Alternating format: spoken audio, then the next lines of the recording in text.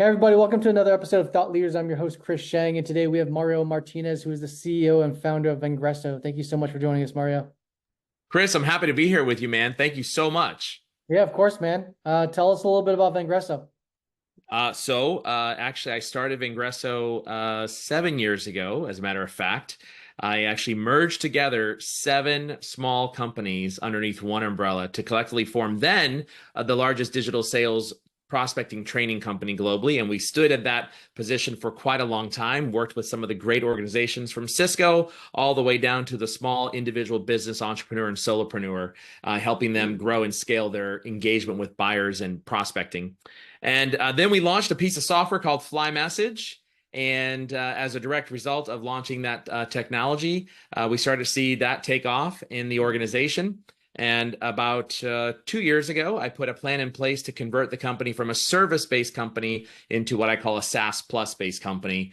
And that process it was a 12-month long plan, took 13 months to execute on it. So I was only a month behind, which was pretty good. And we now have a major focus in terms of really helping both the salesperson, the entrepreneur, business owner, and frankly, any knowledge worker out there that is trying to save on productivity, but for the salesperson or someone responsible for revenue, very much focused on helping them to create new connections and to engage with their target buyer. And so that's what we've been doing. And that's kind of my history for the last 7 years.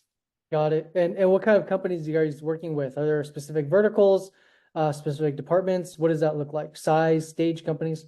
Yeah, so we have two motions, the sales-led growth motion and the product-led growth motion. On the product-led growth, we literally have every Tom, Dick, and Harry you could possibly think of that is utilizing Fly Message and various different components, from college professors to accounts payable to stay-at-home moms that do homeschooling.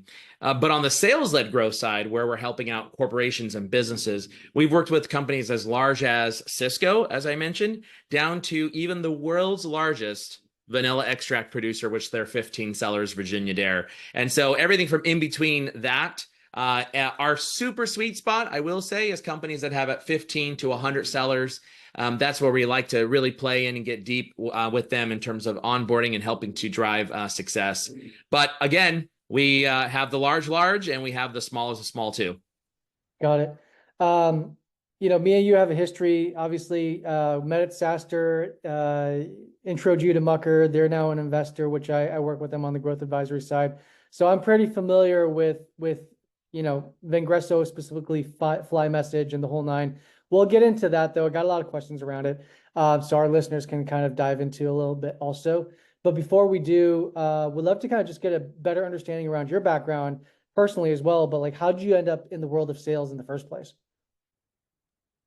That's a great story. So I got into sales actually by total accident. So here's the history of how I got into sales. I don't know. Some of us may be old enough to remember a camera center called Ritz Camera Centers, where we used to take our 35 millimeter film, bring it over to them. They process it and print out the 4x6s.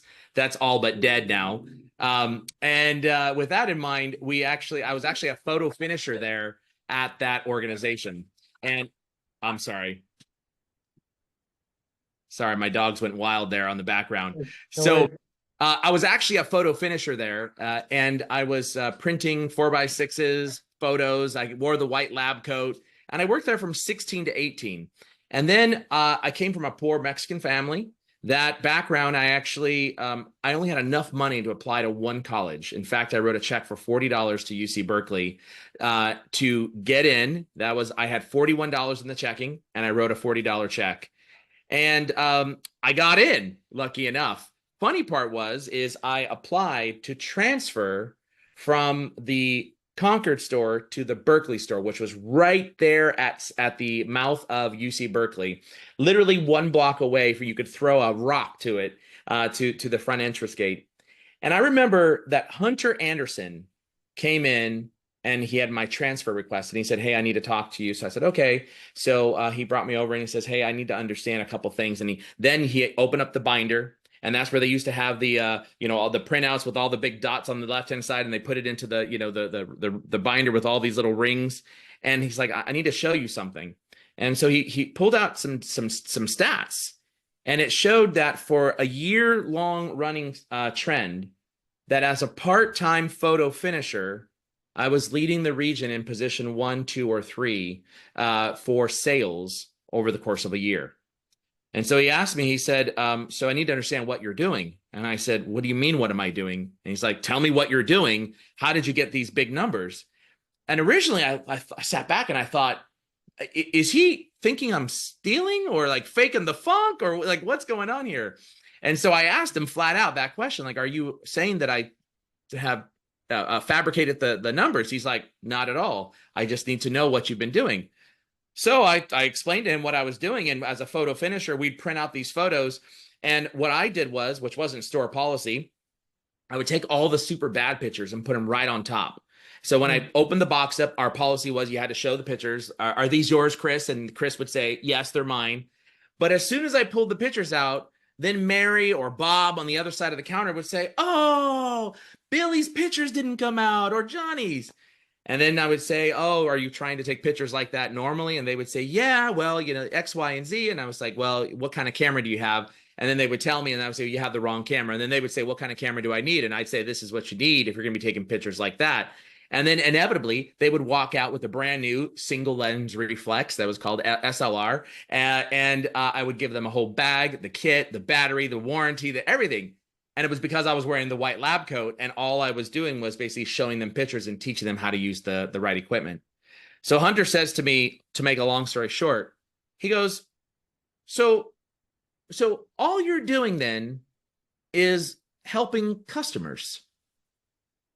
And I said, well, I guess if you want to put it that way, that's probably all I'm doing. Yeah. And he goes, all right, well, I've got good news and I've got bad news. Which one do you want first? And I said, the bad news. I'm always the bad news guy first. He says, well, the bad news is I can't approve your transfer. And I literally had a meltdown. Like I tears welled up in my eyes, and I was like, Hunter, I need this job. I don't have enough money. I'm trying to work my first year to pay my second year. And he says, well, you didn't ask me what the good news is. And I said, well, what's the good news? And he says, well, the good news is I can't approve your transfer as a photo finisher, but I will approve your transfer as a sales associate into our second largest store in the region, which is the Berkeley store. And you'll make a little bit more money and you'll make commissions. And that's how I started in sales, was because Hunter Anderson, by the way, he wore this gnarly toupee. You could see the bobby pins underneath it. But Hunter Anderson was the guy who said, you shouldn't be inside photo finishing as a lab associate. You are a salesperson. And that's how I started. Got it. That's a great story. Did you know that that was part of what was it? That was a part of your job or part of your performance analysis, was like how much you could sell at a location, or was that just by happenstance that you're being altruistic in helping them identify what the proper equipment was to be able to get the outcomes that they were looking for? Good question. So actually, our store was a super small box. It was literally like 15 feet by 15 Yep. feet. It was a square in the middle of a parking lot. Yep. And since we didn't have sales, a sales associate, a full-time sales associate in that store, namely because it didn't warrant it, like, it wasn't enough foot traffic. So our job was to do both cashier as well as photo finishing. So no, I didn't have any other idea that there was even stores that had a salesperson and then a photo finisher. I was just doing my job, which was ringing people up. And when I looked at their pictures, I just thought, man, if I was picking up these pictures, I'd want to know that they were half bad. And I want to know that it wasn't the photo finisher who printed them, right? Because a lot of people said, well, can't you correct this? Well, what's wrong with the color? Well, how come it's blurry? Well, it's not me. Like, I want to be able to tell you, no, that's not me. When we're printing this off, that's on the negative. And I couldn't tell you how many times we had them pull out the negative strip, hold it up to the sunlight, and then they can see the blur or the blotch or whatever was on there. So I just did that as a matter of practice to be able to help a customer understand like what the problem was, and it wasn't me. And turns out, unbeknownst to me, I was truly helping customers. And let me finish off that story, which is I was asked by Salesforce.com to appear in the first sales full movie documentary about sales, and that was in 2019. And they selected 20 sales influencers. I was one of them, fortunately. And my famous line in that movie was when they asked me, what is sales? And I said, sales is the art of helping. And that clip was actually played by Mark Benioff in 2019 and 20 or 19 or 20 at the Sales Cloud keynote that he was giving. And I started getting text messages from everybody saying, I saw you over here at Dreamforce. Your video is up. But that was my famous line, sales is the art of helping. Very cool.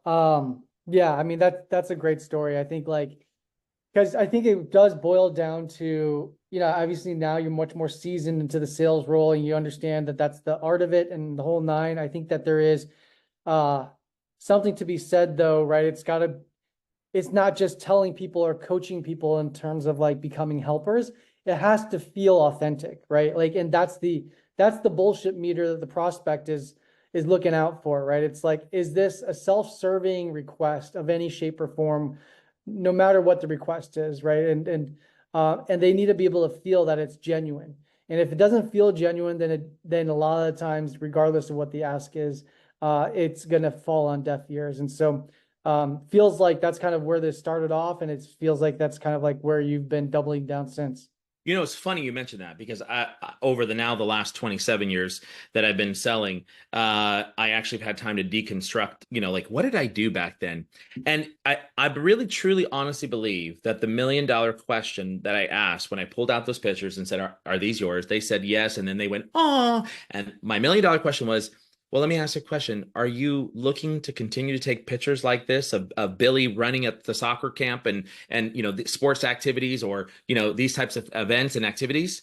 That was the $1 million question, because if they were going to keep doing that, then they had to recognize that yes. And then the next question was, do you want to continue having pictures like this? And so is really finding that problem. And that's when we think about the enterprise sale or even a service-based or product-based sale. We're looking at, hey, do you have a problem? Number one, do you recognize that you have the problem and that you want to change so that you don't continue having that problem? If you can capture that in the sales process, that's the money ticket right there. And in fact, I just used that yesterday on a prospect who said to me, I think we're going to go a different direction. And I said, when we spoke last, you said to me, you have this problem. Now, this problem may not be as important as this problem that you're trying to solve, albeit, but help me understand, how are you going to solve this problem?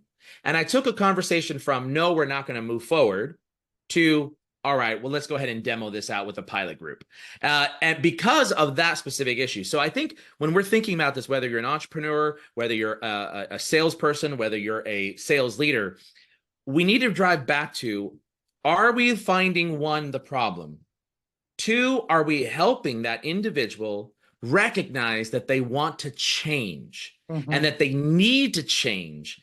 Because if you can't get them to recognize that, then most likely you don't have a sales opportunity in progress, unless, of course, someone's got a lot of money that they want to spend. They just want to burn a hole in their pocket. And by the way, we've had deals like that too, where people are like, I think this is the right thing. It's not huge, but I've got this extra money I want to use. It happens. But that having been said, for the most part, you got to look at how you're going to help them, and they've got to recognize that they want to change. Absolutely. The recognition of wanting to change and need to change is I think the big component that a lot of sellers miss, is how to overcome that. Let's talk about a little bit, how you went from working for somebody as like an individual contributor to then like going into entrepreneurship. That's a big leap in and of itself, right? I think like, I think like obviously there's a certain level of it that is very synonymous, I feel like, with the sales background and mentality and entrepreneurship. And you, especially like if you're, working off of commissions, your cap is only yourself, right? To a certain degree. But that being said, there's also a lot of different other hats that you end up taking on as an entrepreneur, or a founder, that does take away from that core element of business development and selling, right? So it's not just about, acquiring customers, but now it's like managing a product, building out a product, making sure that product has market fit, how you tell that story, leaning in towards driving awareness, whereas and building a brand up from pretty much nothing versus, working for an organization that already might have a lot of brand equity.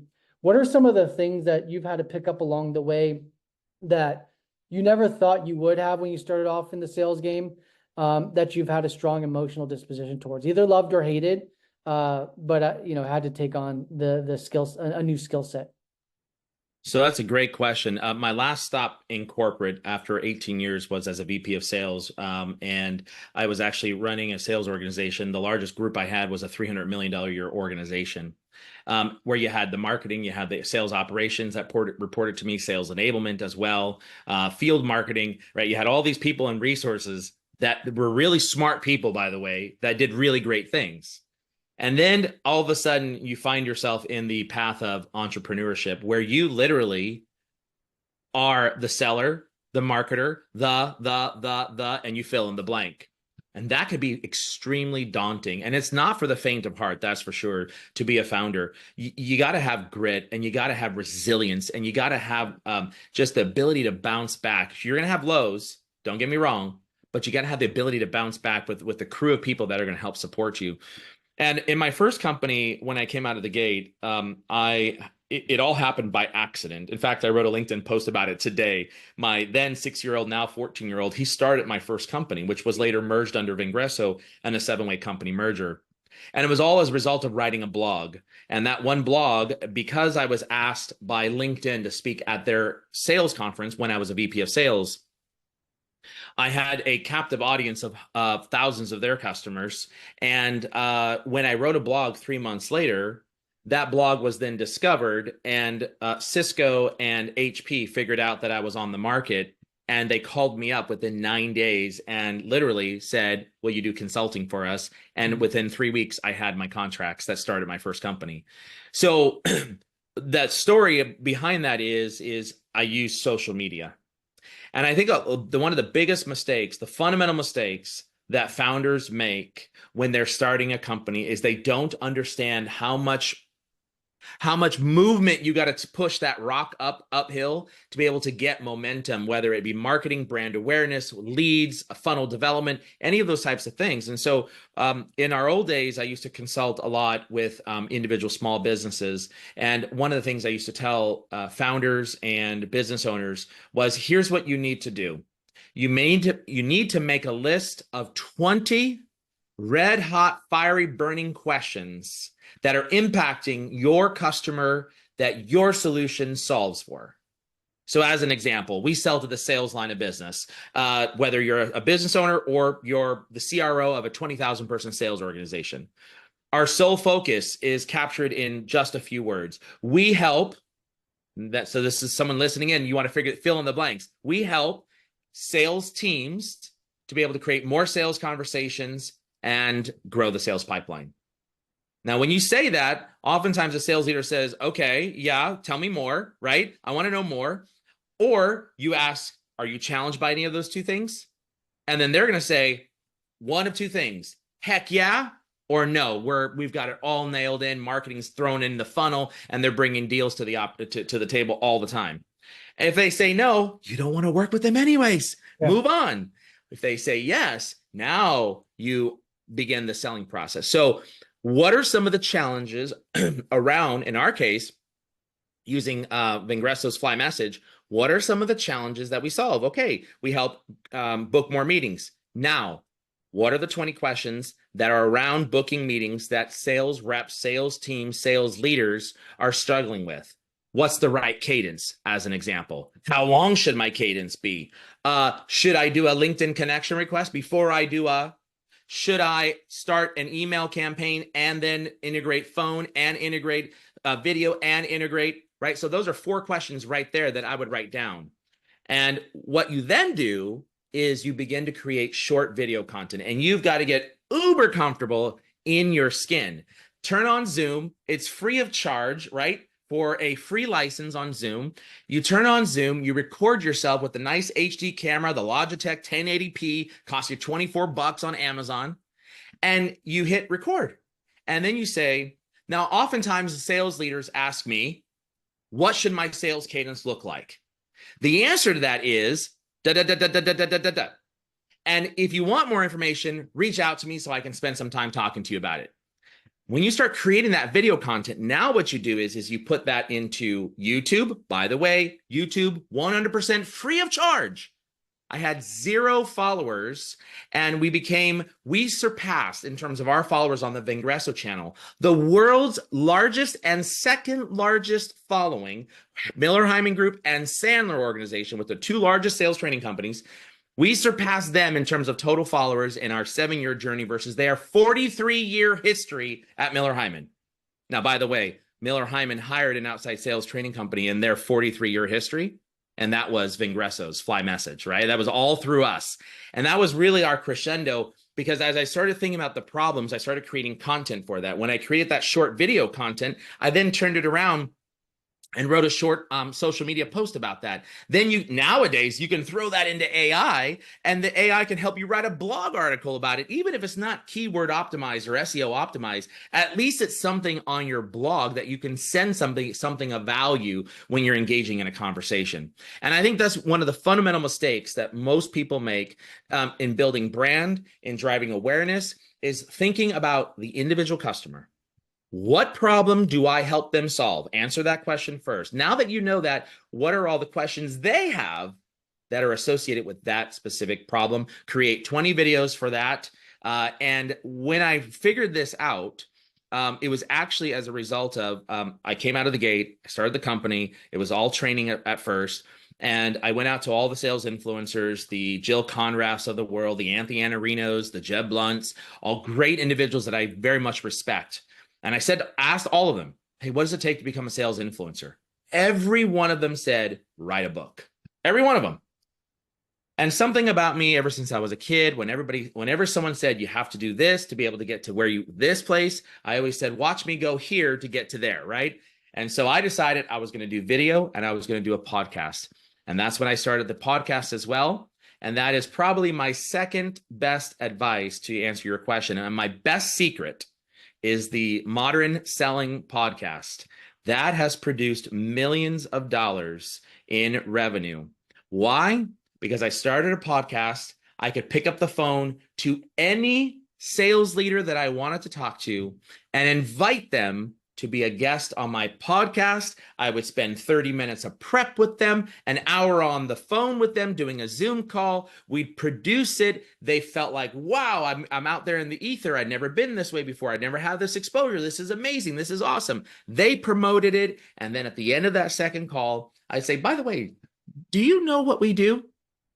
And they would say, no, why don't you tell me? And I would say, well, let me, Modern Selling Podcast is something that I've been doing. But at Vengreso, what we do now is, and I kid you not, one of the opportunities that has just moved into the pursue phase. So we have, thanks to one of your conversations with me, we have our discovery and qualify phase. Then we have our demo phase. Now we have our pursue phase. And in a 3-week period, it's moved into pursue, almost at proposal, but moved into pursue. We're having our 4th call next Tuesday as a result of someone reaching out and saying, as a podcast, actually it was an agency reaching out and saying, hey, our CRO thinks that, he can be a guest. I said, how many sellers does he have? And they wrote back, oh, there's 35 sellers in the organization. I said, great. How many customer service and success folks? They said there's 10. I said, perfect. He's on my list because that's my sweet spot. So I had the meeting and now we built a relationship. I told him what we did. And he's like, I have that problem. Now we have an opportunity. And that's what we call account-based podcasting. So you hear about account-based marketing, huge $1 million budgets that are thrown at account-based marketing. Forget that. If you're a small business leader, a founder, account-based podcasting, and it almost costs you nothing. Go use software like from Capsho as an example, $49.99 a month. You throw the whole freaking Zoom video inside there. It spits out 20 different versions of small clips, even writes your article for you. You put that into your onto your blog, and the rest is all about relationship building, account-based podcasting. So those are the 2 strategies that I would tell people.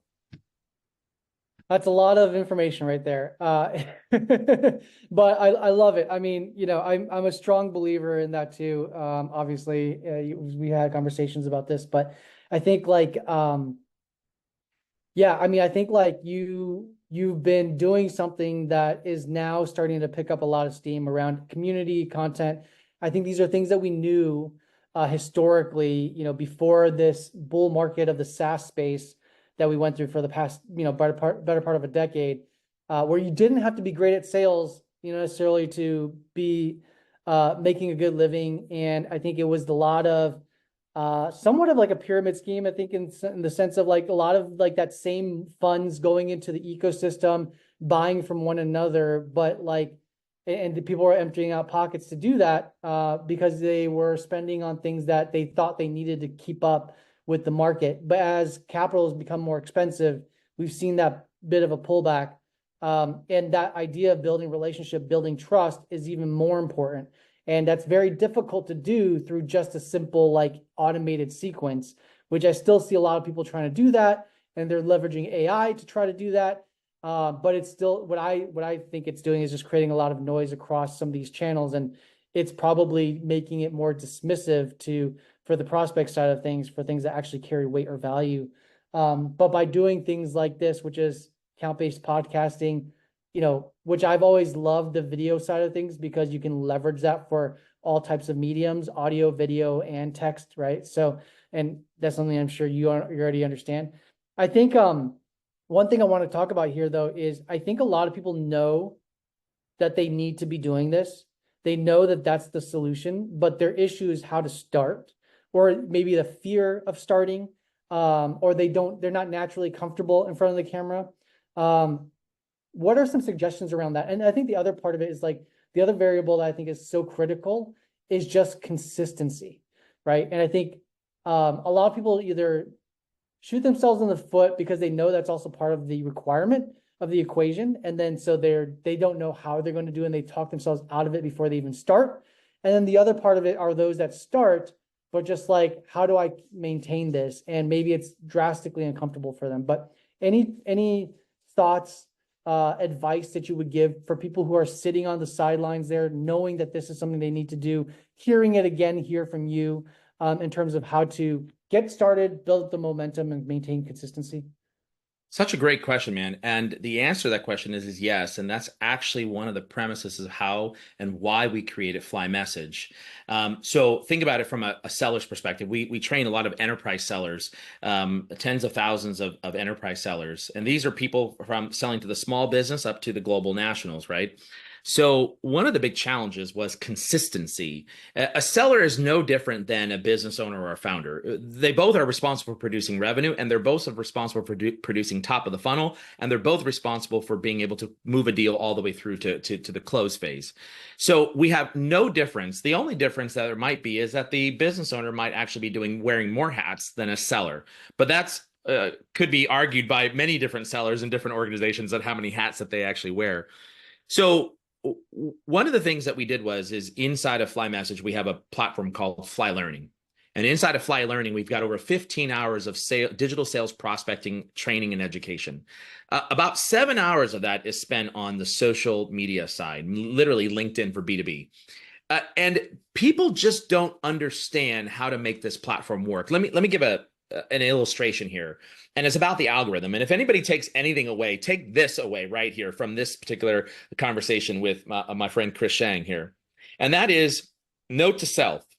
Chris, if you and I connect on LinkedIn and I message you one time and you reply back one time, for the next 3 to 4 weeks, LinkedIn's going to serve my content up to you in your newsfeed and your content to me in my newsfeed. Why? Because LinkedIn's trying to facilitate building a relationship between two parties that they now say, oh, a new friendship, a new relationship has started. They've connected. And so LinkedIn's going to help facilitate that. Okay, if you understand that, then you would create a process that looks like this, which is what we teach inside of Fly Learning. Number one, to get you to connect with me, which most buyers are not just going to haphazardly accept any connection requests, you've got to earn the right. Okay, how do you do that? Well, that's why we created Fly Engage AI, which is a feature set of Fly Message. And that's the ability so that you could go to my profile, your profile, anybody's profile, look at all the different posts that they've written, and then using AI, actually comment on that particular post. Now, we're not talking about bogus comments like great thoughts, good job. We're talking about taking 7 years of our social selling training program and modeling it in the AI that actually has a mini Mario Martinez walking with you at the click of a button that will look at a post and write an actual response that is engaging and that's insightful. Now, that's step number one. So we provide Fly Engage AI, and that process took a seller and a business owner between 6 to 12 minutes. Why? Because I would go to your profile. I'd then read all of the posts that I could possibly read. I'd then decide which one am I going to actually write a comment on. I then start writing. I then edit. I then post. 6 to 12 minutes. We're now doing that, and we're saving sellers and business owners time, and we're doing it in 15 seconds. The only thing that you've got to do is take another 30 seconds at most, and you have to make sure you've read the content that from above and read that the comment is contextually relevant, because we don't do any auto posting. We want to leave that power inside of the individual's hands to edit or to massage or change something. Maybe it said her and it should be a him, as an example. So that's step number one. Step number two now comes with, I need to earn the right to be able to connect with you. So if I warm you up through engagement, whether it be social, an email, and a phone call, triangulating it. In fact, if you use 3 mediums or more, the data shows that you can increase buyer engagement by 40% over using just 2 mediums, phone call and email. 40% increase but with buyer engagement just by adding a third element, in this case, say social media. So now I go out to connect with you. And the number one mistake that most reps make and founders make is they reach out and they click the connect button, but don't add a note. Now, anybody that you hear, any sales influencer that says to you, I've had greater success at sending a connection request with no note, people accept mine, you should do the same thing, run. Because that message that I'm hearing from a lot of influencers that are out there is flat out wrong and stupid. Why? Because when I look back at your profile and you've got 250,000 people, I clearly see that you're an influencer, right? I see that you got the blue button that says LinkedIn influencer. Of course, I'm going to look at accepting your connection request. But if you're a seller or a founder that has 500 or 1,000 connections, you don't have the juice. So therefore, you need to give a valid business reason why we should be able to connect. And more importantly, that message remains in your LinkedIn messaging queue forever. Which means in 7 years from now, when I'm selling Fly Message off to the next great organization, I'm going to look back at Chris Sheng and say, oh my God, I cannot believe that we connected in 2023 at SaaSter, and that's where I met him at. And that was the man who helped catapult our company to the next level. Literally, right? That literally is like what I wrote inside the message. Like, I can't wait to work with you guys. Great to meet you. And I've got that history inside there. So that's the next part. And then you would use Fly Message to help you with a text expander. We have over 60 different sales scripts that a business owner can utilize. That's all embedded into Fly Message. You can borrow from the library and quickly deploy with a few short keystrokes. Like I use -THX thanks connect. And then a whole entire message template pops up. I personalize it to say, hey, Chris, and maybe the first sentence that I personalize. The rest of it, it's canned messaging.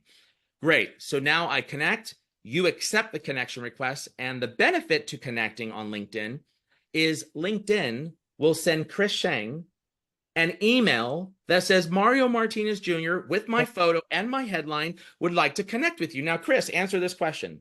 How many spam filters do you think are blocking at LinkedIn.com? None. None. Zero. It's 100% deliverability rate. Not Vengreso.com, not FlyMessage.com, not LeadPro.com. None of those have 100% deliverability, but X does, LinkedIn does, Facebook does, right? So all these emails go directly into whatever the customer's email is, and it has my beautiful face on there with my great headline and my the first 11 words of my connection request message. What does a person do? They want to click on and say, who is this person? And that's where we actually have embedded into Fly Learning all of the trainings about, we call it LinkedIn Profile Mastery, that teaches you how to actually build your profile to attract your target buyer. Not as a resume, but as an attraction to your target buyer. So I connect with you, you get the message, now you accept. Now what do you say? Now it goes back to that tip I gave you and said, hey, LinkedIn will help serve up content to you. Great. So that process now looks like I now send you a welcome message using Fly Message, a quick text expander, standard message. Hey, thanks so much, Chris, for accepting my connection request. By the way, do you enjoy listening to podcasts? I've got the Modern Selling Podcast. It's a 7-year-long running show in the top 1.5%. Curious, do you struggle with this problem? Why did you connect with me? Any of those types of questions. Now, Chris responds back, hey, thanks so much. Looking forward to, getting to know you more, right? Boom. The LinkedIn algorithm is in full effect, and now content begins to flow. Now, the big problem is what do I post? Well, if you go back to what I said earlier, take 20 questions, create the videos, put that into social media. That's one option. Or option number 2, you use what's called Fly Post AI, and that's a feature set of Fly Message. We created this very specifically for salespeople because of this problem, and that is, I don't know what to post. I'm not a writer. And it took them, time motion study, true story, 32 minutes was the average. It took a seller or a business owner to write a social media post. 32 minutes. Now, with Fly Post, in less than 45 seconds, you would have had the #1 leading digital sales, formerly digital sales training prospecting company, write your social media post for you. All you got to do is put in the topic, how to, what to, where to, when to, what to. You put it in. We do it all for you. We make it look pretty. We put the emojis in. We put the hashtags in. We write it for you. And now what you have to do is read it for contextual relevance and then add in any stories you want. So that 32-minute long process is now down to less than 9 minutes tops, the average around 6 minutes at most. So all of that we bundled into Fly Message to help solve the very specific problem that you just asked about. What do I do? What steps do I take? And you've got to understand the algorithm. If you understand the algorithm through our training, as an example, then you will use it to your advantage. And that's one of the big challenges that I think most founders, most business owners, and nearly 100% of sellers make, is they don't understand the algorithm and how it works. Yeah, absolutely. On that note, I know we're a little bit over time, but I think that was a great explanation in terms of where people are missing the boat and then what kind of solution you've built out there to help match and solve for that. So I want to say thank you so much for taking the time, sharing your stories, sharing your journey and your insights and the visibility in terms of what Vengreso is doing and, more importantly, what Fly Message is doing. Buddy, thank you for having me. It's always great to be with you, man. Of course, man. Thank you.